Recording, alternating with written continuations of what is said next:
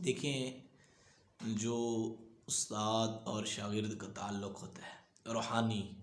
تعلق ہوتا ہے، خصوصاً دین پڑھانے والا استاد اور دین پڑھانے والا طالب علم، آج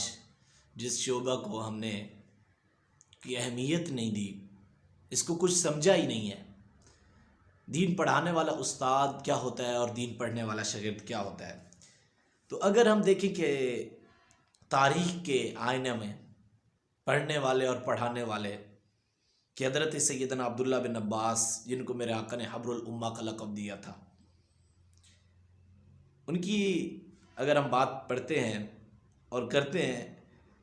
تو حضرت عبداللہ بن ابن عباس رضی اللہ تعالیٰ عنہ فرماتے ہیں کہ جب میں علم حاصل کرنے کی غرض سے حضرت سیدنا زید بن ثابت رضی اللہ تعالیٰ عنہ کے در اقدس پر جاتا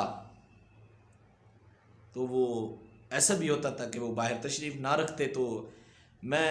براہ ادب یعنی ان کو بلاتا نہیں تھا، تو وہیں پر لیٹ جاتا، آواز نہ دیتا، ان کی چوکھٹ پر سر رکھ دیتا۔ اب دیکھیں، سر رکھنے والا پڑھنے والا کون ہے؟ یہ رسول اللہ کے چچا کا بیٹا ہے، حضرت سیدنا ابن عباس حبر الامہ، اور حضرت سیدنا زید بن ثابت ایک صحابی ہیں اور خاندان رسول کا فرد جا رہا ہے پڑھنے کے لیے، اور حالت یہ ہے کہ اگر استاد نہیں ہے تو ان کے دروازے پر، ان کی چوکھٹ پر سر رکھ کر لیٹ جاتے، ہوا چلتی، خاک اڑاتی، وہ اس میں ذرات مٹی کے اڑتے،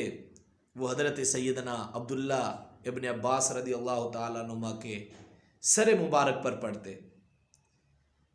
جب دیر گزر جاتی، آپ کی یہی کیفیت ہوتی، تو حضرت زید بن ثابت جب کاشانہ اقدس سے باہر تشریف لاتے تو فرماتے کہ اے ابن ام رسول، اے رسول اللہ کے چچا کے بیٹے، آپ نے مجھے اطلاع کیوں نہ دی؟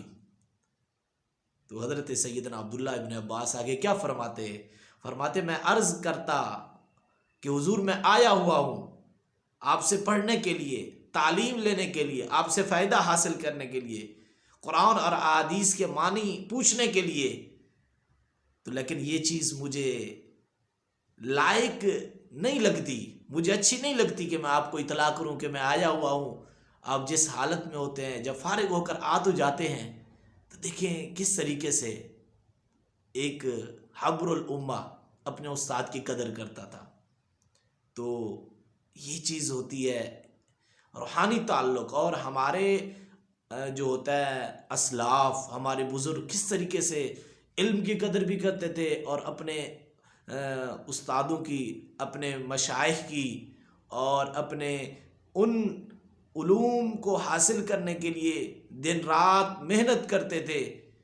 جن کو آج کوئی وقت بھی نہیں ہے۔ تو یقیناً ہمیں اپنے اساتذہ کا قدر کرنا ہوگا، اور ہمیں تاریخ سے کچھ سیکھنا ہوگا، وگرنہ یہ علم ہمارے لیے کوئی فائدہ نہیں ہوگا، اور جب علم بغیر ادب کے ہو تو وہ کچھ نہیں ہوتا، اور وہ اس ایسے کھجور کی طرح ہے، جو کھجور کا درخت تو بڑا جو ہوتا ہے نا قد کے اندر لمبا ہو، لیکن اس پر پھل نہ لگتا ہو، تو اس کے اندر کوئی لذت اور کوئی مٹھاس نہ ہو، تو وہ کھجور کس فائدہ کا ہے؟ تو کھجور وہی اچھا ہوتا ہے جس پر کھجور پر پھل بھی لگیں، اور وہ جب کھجور لمبا ہو جائے، اس کا قد ہو جائے، تو وہ کچھ لوگوں کو فائدہ بھی دے، سایہ بھی دے۔ تو علم ادب کے ساتھ ایک سایہ ہے، اور علم ادب کے ساتھ گویا یہ ایک پھل لگنا ہے۔ تو اگر علم بغیر ادب کے نہیں ہے تو اس پر کچھ نہیں لگا۔ یہ درخت جو ہے نا علم بغیر تری کے ہے، اور اس کے اندر کوئی وقت نہیں ہے۔